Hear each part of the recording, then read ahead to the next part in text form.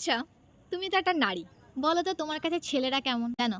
আমার কাছে না ছেলেরা একটা সাদা পায়রার মতন। হ্যাঁ, আমি যত বড় হচ্ছি না ছেলেদেরকে না আবিষ্কার করছি যাকে বলে। আমি যদি কোনো শিল্পী হতাম যারা মাটি দিয়ে ঠাকুর দেবতার মূর্তি বানায়, তাহলে আমি না আমার কল্পনার মতন করে একটা ছেলে বানাতাম। সত্যি কথা বলছি। ছেলেরা অগোছালো অবস্থায় দেখতে না ওদেরকে খুব ভাল লাগে। মানে ধরো কোনো ছেলের একটা চুলটা খুব উস্কো হয়ে আছে, একদম অগোছালো কোনো ঠিকঠাক নেই।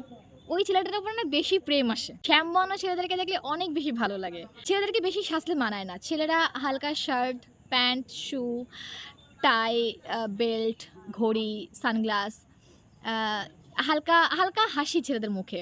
চোখে একটা তীব্রতা, চাহনি এই গোটাটা মিলিয়ে না হালকা শেভ করা দাড়ি গোঁফ মানে এরকম। যত ছেলেরা অগোছালো থাকে আমি জানি না কেন ছেলেদেরকে আমি বেশি পছন্দ। অনেক বেশি গুছিয়ে ম্যানিপুলেট করে যে ছেলেরা কথা বলে না আমার সত্যি কথা বলতে তাদের ভালো লাগে না। ওই যে কথায়, কথায় তুমি মেয়ে মানুষ, তোমার সঙ্গে কথা বলা যায় না। এই যেগুলো করে না আমার ভাল লাগে না।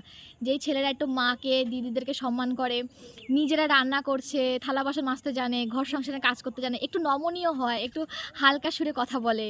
এইসব ছেলেরা খারাপ হয় না। বা যেসব ছেলেরা গুনগুন করে ধরুন গান গাচ্ছে। এইটা না মানে যে ছেলেটা খারাপ। গান গাচ্ছি মেয়েদের মতন অ্যাক্টিভিটি না। বা ছেলেটা চকলেট খেতে খুব পছন্দ করে। বলে নাকি অকওয়ার্ড লাগে ছেলেটা একবার চকলেট খায় নাকি? কেন খাবে না? ও মানুষ না যে খাবে না? এই আবার কী ধরনের কথা? আমি আমার নিজের ভাইদেরকে কিনে দিই যে খা তোরা।